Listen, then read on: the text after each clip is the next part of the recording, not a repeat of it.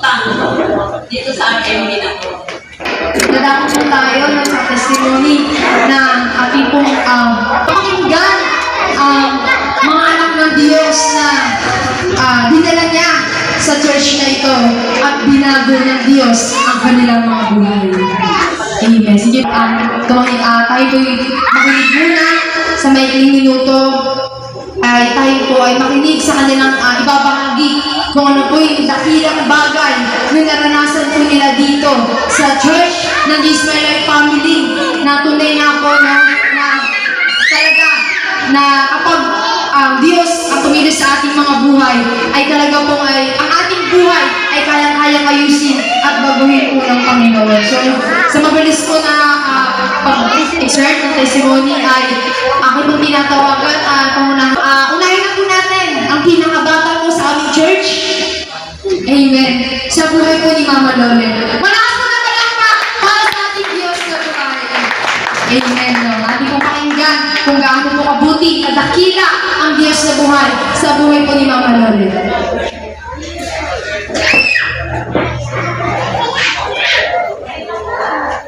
Pagpalang gabi ko sa ating Yes!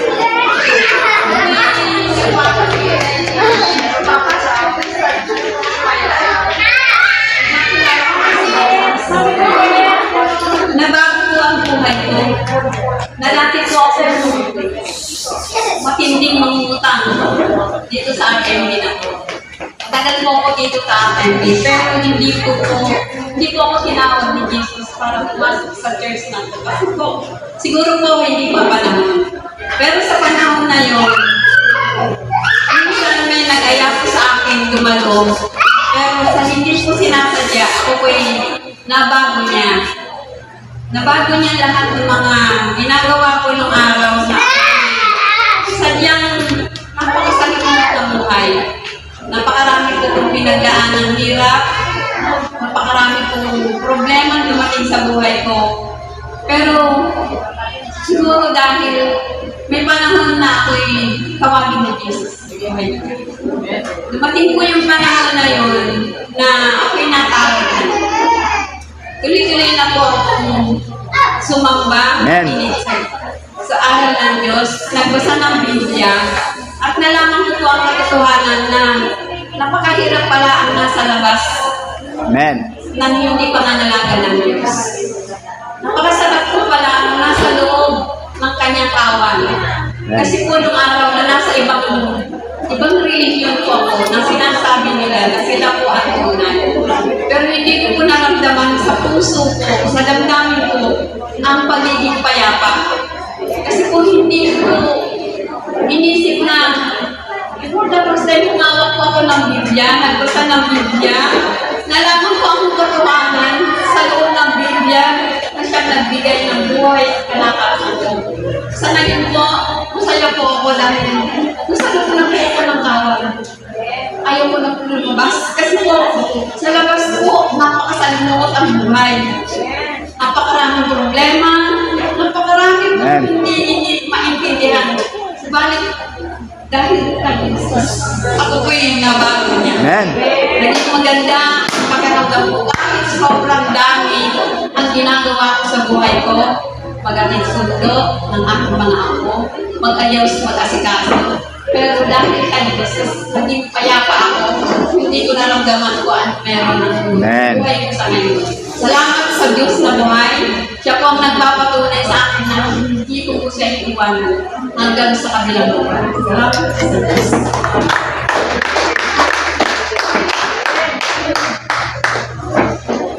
Amen.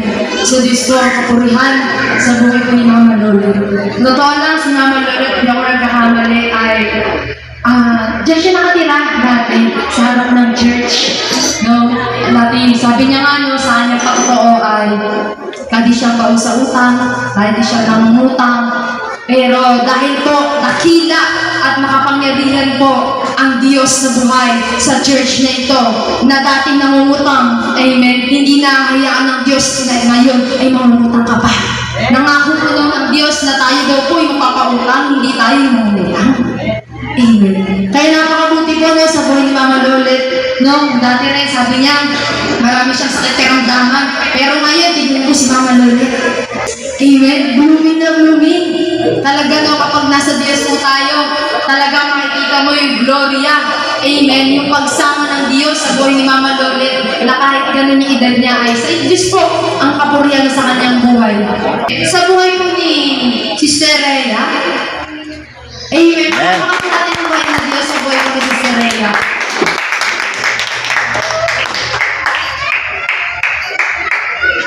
Sa totoo lang po, hindi po talaga ako pagsimba.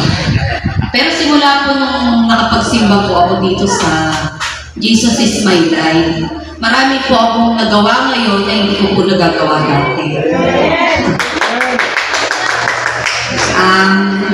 Nagsimula po yun nung pagkatapos ko maglaba, mga 8:30 na po. Hindi ko alam, bigla na lang po akong hinihila papunta dito. Tapos nagmamadali po ako na paliguan ng mga bata. Sakto po, mga 9, nandito na po kami ng mga anak ko. At isa po sa mga natutunan ko dito sa Jesus is my life, yun pong mga salita ng Diyos na pinaka-importante po talaga sa akin, na daladala ko po araw-araw sa buhay ko, yun pong lahat po ng mapagsubok sa buhay, kailangan po, lahat po yun, ipabayan lang po natin kay Lord para po mabawasan po yung pong mga nararamdaman natin. At ipinagpapasalamat ko po kay Lord na meron po ang tatlong Maria na naglilingkod na po siya sa Diyos kanina. Kumakanta na po at sumasayaw kay Lord. At nagpapasalamat din po ako kasi po yung asawa ko, sa totoo lang po, napaka-bungangera ko po talaga. Sa ngayon po, pagka po umiinom siya, hindi ko na po talaga siya binubungangaan. At tuwang-tuwa po ako ngayon kapag kulasing siya. Kasi halos madudulas na po siya sa daan, tapos pinaliliguan ko pa po. At natutuwa po ako, at yung mga anak ko talagang gustong-gusto po nilang nagpupunta ko sa church every Sunday. At gustong-gusto ko rin po na tuwing Sunday, nandito rin po sila. Ilang po. Amen. So malakas na palakpak para sa buhay po ni Sister Rhea. Natuloy niya po na ating pong nakita yung pagbabago po ng Panginoon sa kanyang buhay. Yung parang sa sinabi niya na hindi daw po siya pala simba. Pero dahil po nung simula po siya na makatungtong sa church na ito, 8:30 po lang naghahati na siya. Dahil naranasan niya po sa loob ng church na ito yung pagsama at kapangyarihan ng Panginoon sa kanyang buhay. At talagang makikita po natin sa kanyang buhay, no, sa kanyang asawa, no, sabi niya talaga hindi na siya sa yun. Salamat po sa Diyos sa buhay sa kanyang buhay na talagang kumikilos po ang Diyos sa bawat isa. Ako pong tinatawagan, si Sister Baby po. Amen. Palakpan po natin ang buhay ng Diyos sa kanyang buhay. Ito talaga. Hallelujah. Praise God. Hallelujah.